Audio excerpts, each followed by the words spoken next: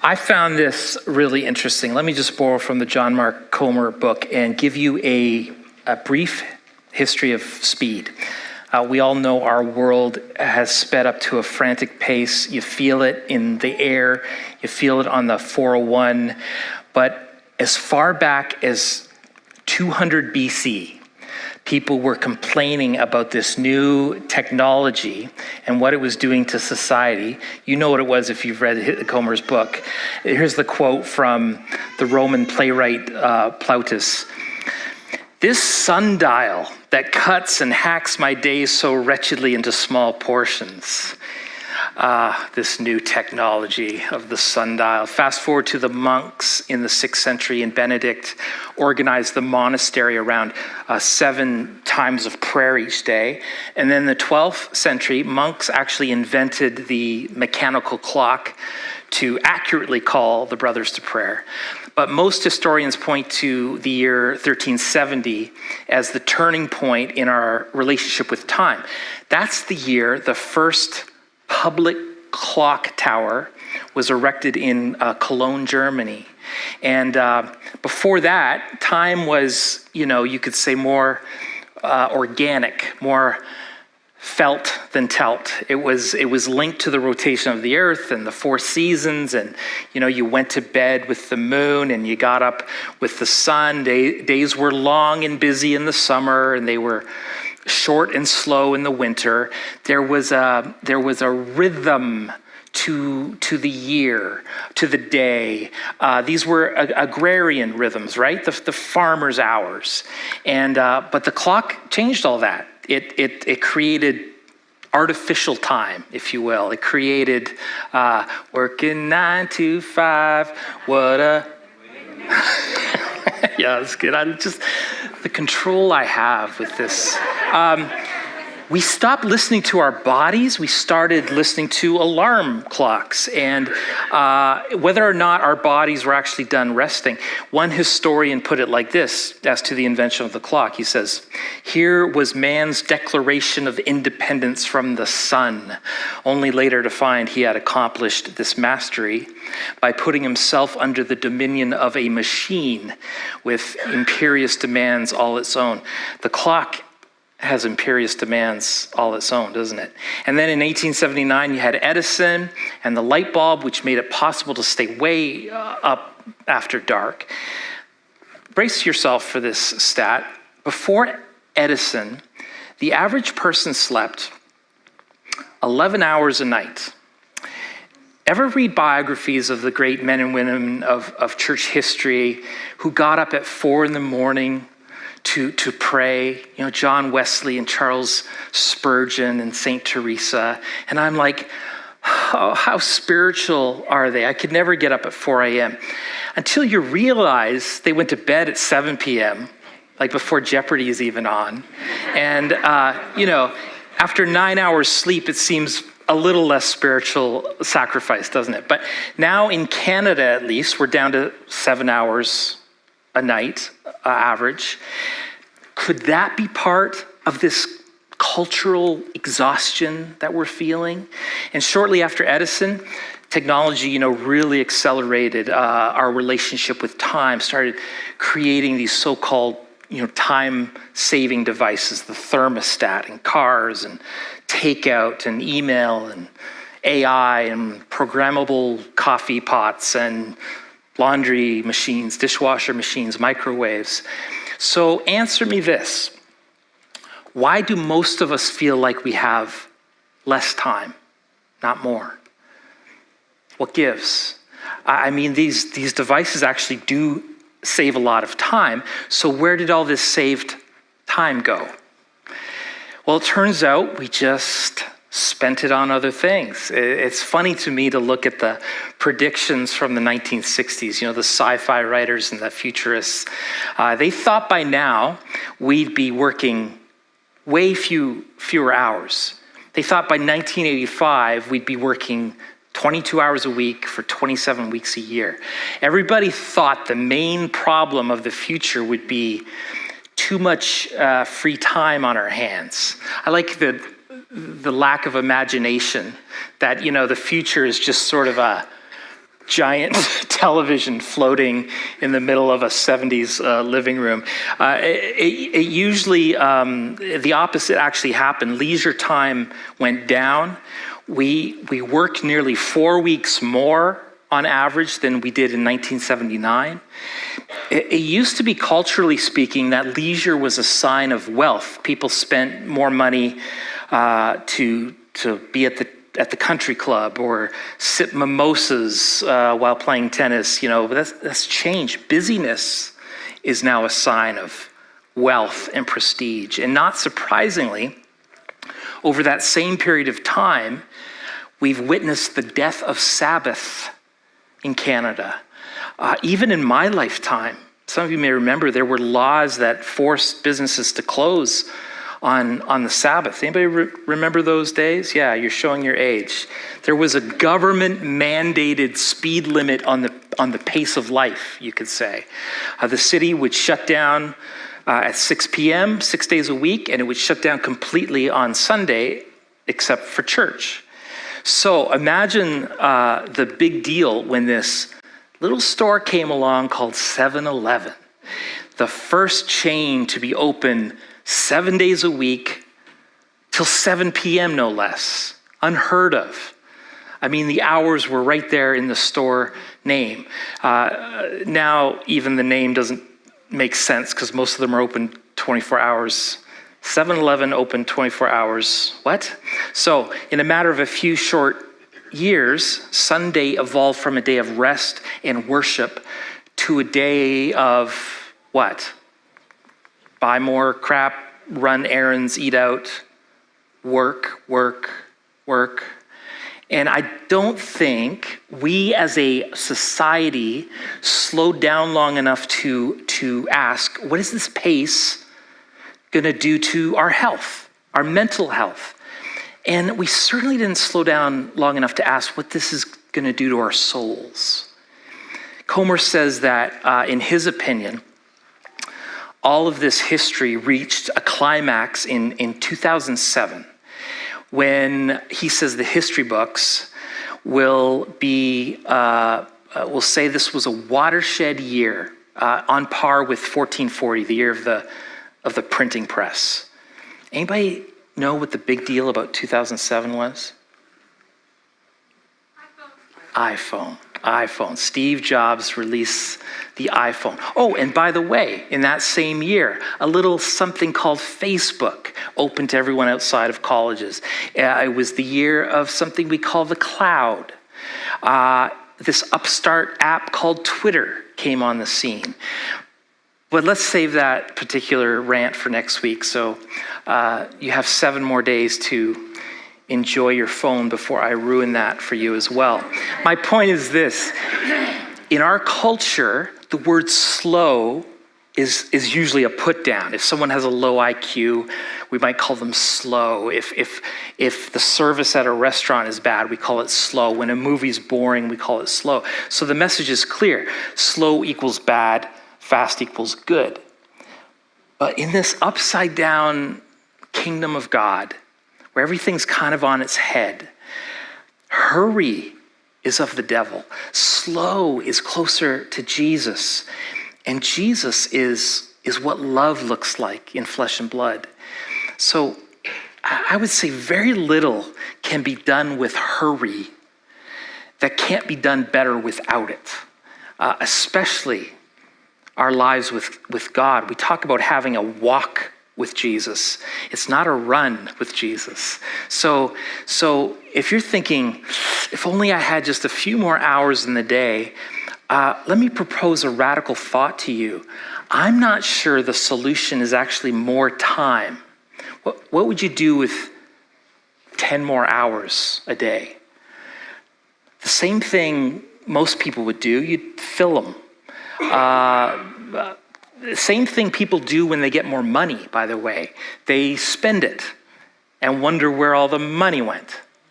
The solution to an overbusy life is not more time.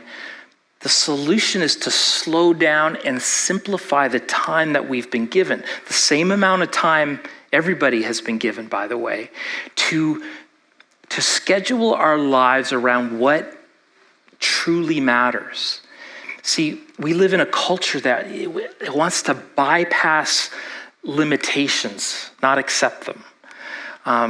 We want to watch every new film, listen to every new podcast, read every new book, hear every album, go to every concert, get a new stamp on our passport, try every new restaurant, befriend every new person that comes along, rise to the top of every field.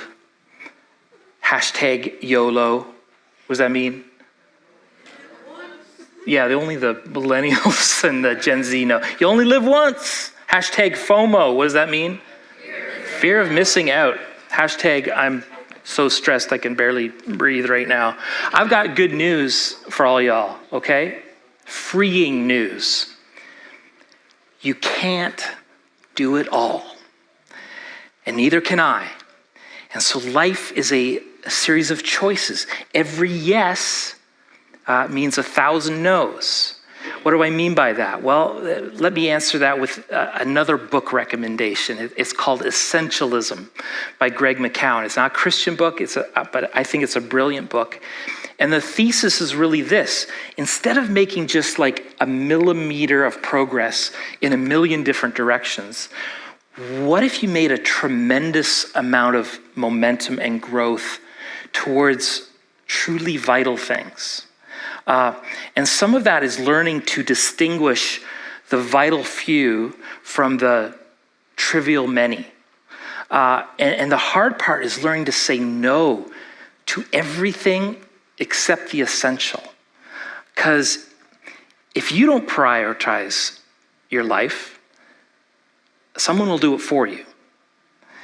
A core truth of essentialism, and I would say this lines up with the teachings of Jesus, is that only a few things really matter.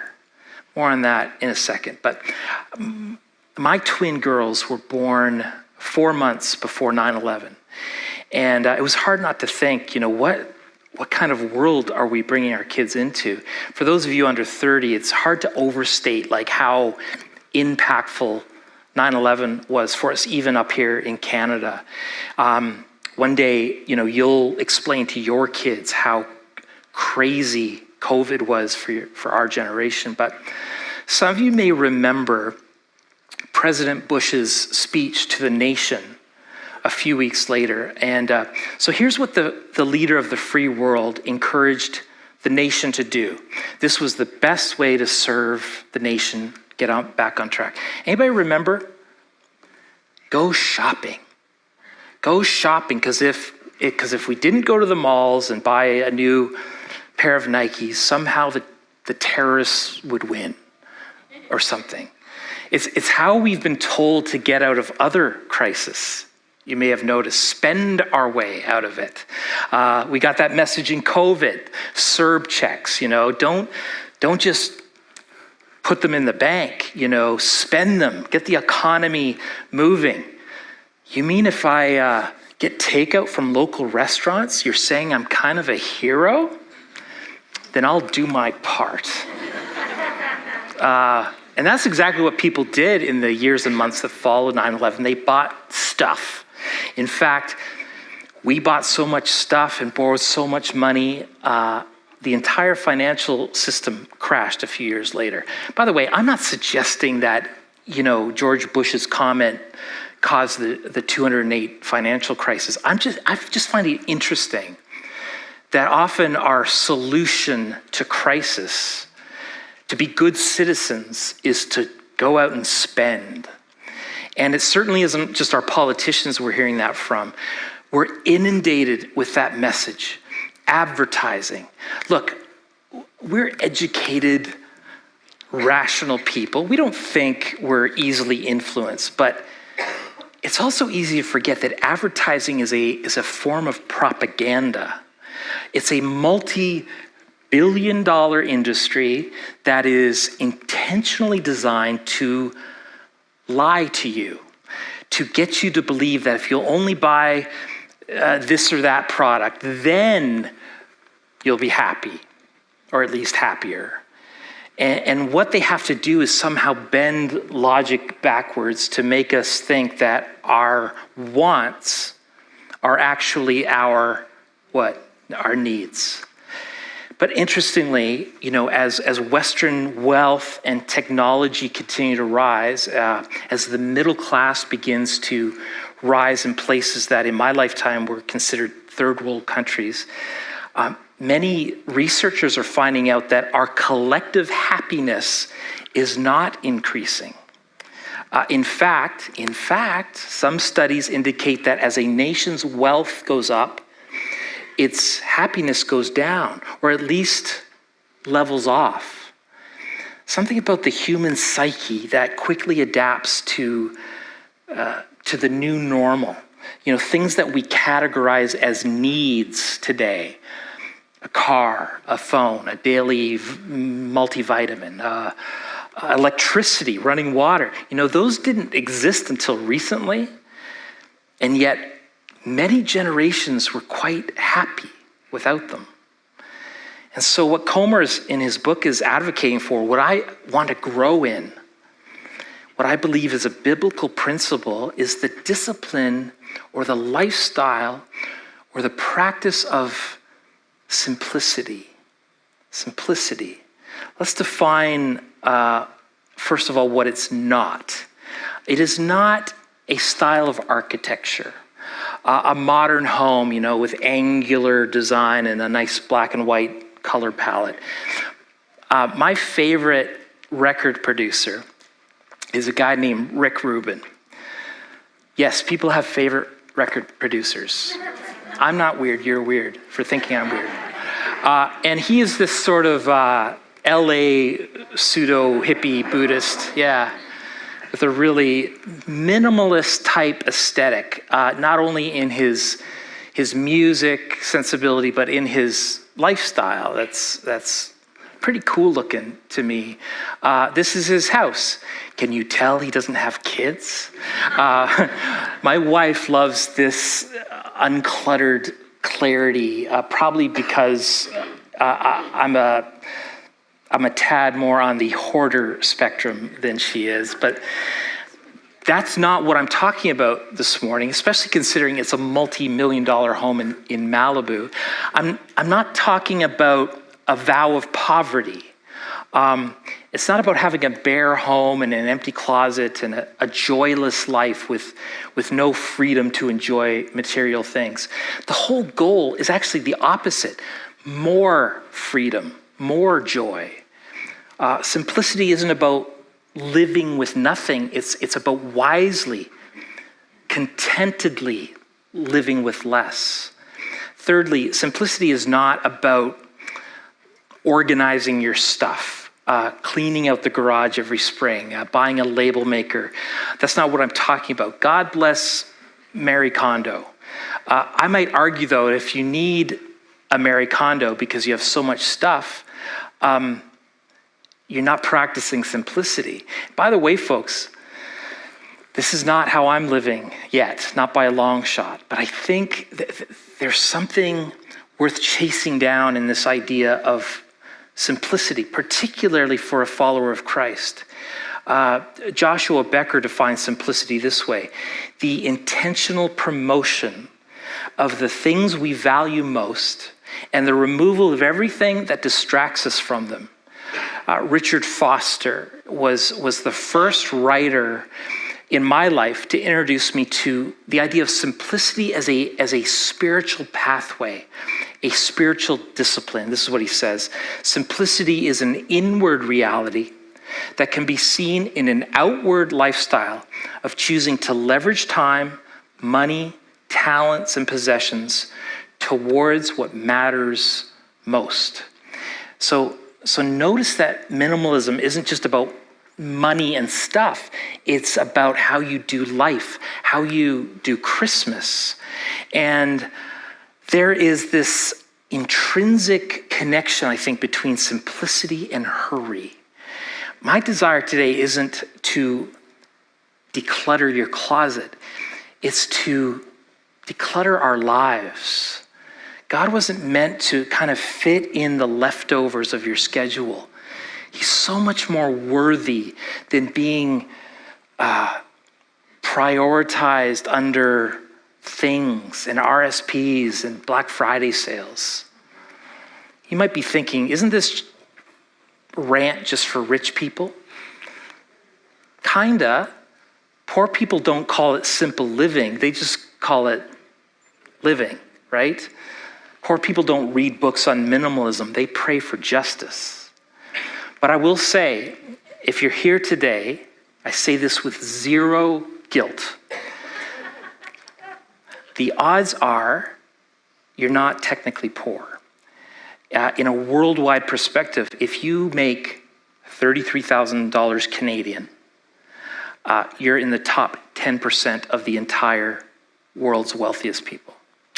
If you make more than 46,000 Canadian, you're in the top 1% of the world's wealthiest people. Listen to Paul's command to the rich in Ephesus, 1 Timothy. Command those who are rich in this present world not to be arrogant, nor to put their hope in wealth, which is so uncertain. Command them to do good, to be rich in good deeds, and to be generous and willing to share. In this way, they will lay up treasure for themselves as a firm foundation for the coming age, so that they may take hold of the life that is truly life. I love that. Simplicity is actually the way to grasp the life that is truly life. I read that verse for years and thought Paul was talking about somebody else. I knew a few rich people. I figured this verse was about them, not me. I grew up with a dad on a pastor's salary, thoroughly lower middle class. We had a home, usually what's called a parsonage, which, the church owned. It was a gift to have a nice home, don't get me wrong. Our vacations were, Manitoulin Island or the Pentecostal Bible camp, but it was that sort of thing. But even if I weren't rich, which it turns out I am, I'm not off the hook. Jesus' teachings on money and generosity weren't often to rich people. In fact, the majority of his audience were often poor. And for Jesus, simplicity was the practice that's entirely based on his life. In Jesus' life and teaching, we see the very same tension that runs all the way through the library of Scripture. On the one hand, the world and everything created is very good, and it's meant to be enjoyed. And then on the other hand, it seems that too much wealth can be dangerous. It has the potential to tempt our hearts away from God. And so we see Jesus happily living in that tension, enjoying a fancy meal with friends at a home 1 minute, accepting the lavish worship gift from someone, and then the next minute, warning what money can do to your heart. To follow Jesus, especially in Canada, especially in 2022, we have to live in that same tension between enjoyment of beautiful things that God created and simplicity. And when in doubt, to err on the side of generosity and simple living. So how do we practically start on this road? What are some baby steps? Comer in his book has just a few suggestions. These are not the word of God, but there's some wisdom here. And maybe it'll just sort of principles that will inspire your own creativity. For instance, number one, before you actually pull out your credit card to buy something, maybe ask yourself, what is the true cost of this item? What do I mean by that? Well, let's think of a motorcycle, for example. What will it cost to clean and repair and maintain and store in the winter and fuel and finance? Because it's more than the sticker price. What will it cost in time? Will it add value to my life? Will it help me enjoy God more? Scotty's like, yes, yes, yes, yes. Number two, before you buy, ask yourself, by buying this, am I inadvertently oppressing the poor or harming the earth? It may involve a little research. Is child labor involved? 1 in 6 people in the world work in the garment industry. That's 1.5 billion people. 80% of them are female, and fewer than 2% of those 1.5 billion people make a living wage. Number 3, never impulse buy. Isn't it amazing how when you exercise control in the moment and don't buy an item, how often that desire passes by the morning? You know, in the cold light of day, you're like, I don't think I really need that air fryer, you know? And of course, the larger the item, the longer you should wait. Even pray about it. What a crazy idea. Number 4, when you do buy, maybe opt to buy fewer but better, longer lasting things. When you can share. I know families who share tools and equipment and vehicles. Number 6, get in the habit of giving things away. You'll find it really is more blessed to give than receive. Number 7, live by a budget. Oh, let's move on from that. Number 8, learn to enjoy things without owning them. The park, the library, creation. 9, cultivate a deep sense of appreciation for just simple pleasures. A fresh cup of coffee, home-cooked meal, a bath, riding to work on your bike, a sunrise, good conversation. Number 10, and especially this Christmas, lead a cheerful, happy revolt against the spirit of materialism. I have learned to be content in all things, Paul says. And in our context, it may not be something major like prison or shipwrecks or bankruptcy or long-term health issues. Often it's much more subtle, much more insidious.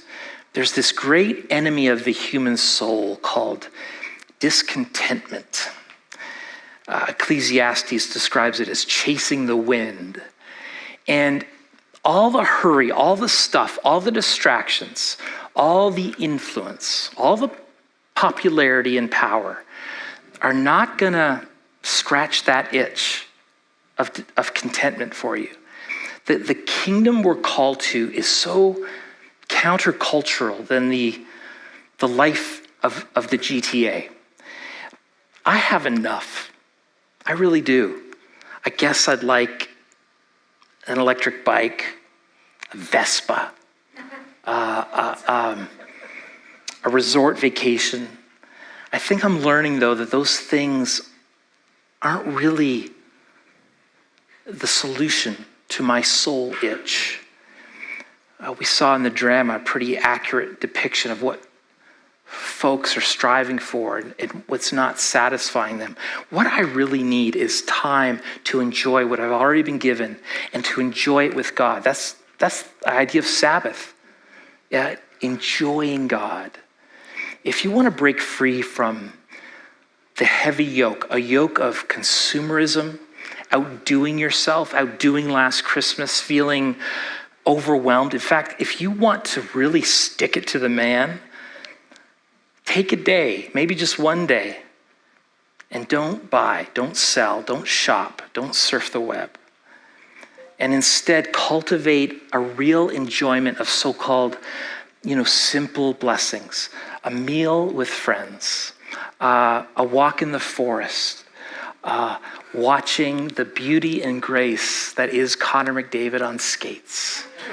Above all, slow down long enough to enjoy life with Jesus, who offers everything that materialism promises but can't deliver on, starting with true contentment. So, what's it going to be? A life of restlessness, a hurried holidays, a Chevy Chase style National Lampoon's Christmas where more is more, always comparing your life to the next person, itching for your next purchase, your next project, or a God-given contentment from living an unhurried, undistracted, unplugged kind of life.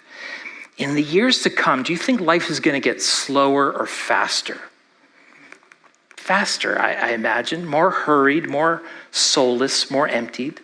Are we going to sprinkle in a little Jesus every now and then as we speed through life. Come to church when we can. Know, grow, and go if it doesn't interfere with our already too busy schedule. Pray when you have time. Abide with Christ after our to-do list is done. Or are we going to take another road? It's a much more narrow path. Will you radically alter the pace of your life to take up the yoke of Jesus? And he says, come to me, find rest for your souls. I mentioned that essentialism, the book thesis, really was a statement that only a few things really matter. And in the Gospel of Luke, chapter 10, Jesus is invited to Mary and Martha's house. And the Bible says that Martha was all distracted by preparations of hosting people. Meanwhile, Mary sat at Jesus' feet, listening to him, spending time with him. And Martha's understandably perturbed by this. She says, Jesus, would you mind telling my lazy sister to get off her butt? That's the Jonathan translation. And Jesus says, I imagine he says it gently, Martha, you're worried about a lot of things, but there's only one thing worth being concerned about. And Mary's discovered it, and it won't be taken from her. New Market Alliance Church, we are worried and upset about many things. There's only one thing worth being concerned about. May we find it this Christmas, and it won't be taken away from us. We want to give you another gift this Sunday, just to sit and reflect after a busy week for all of us, I'm sure. Just to receive this gift of sitting at the feet of Jesus this morning, not for what you can get out of it, not so that you can be blessed in some way, but just for the joy and the privilege of being with Jesus, just for the sake of the relationship itself, the one thing that really matters.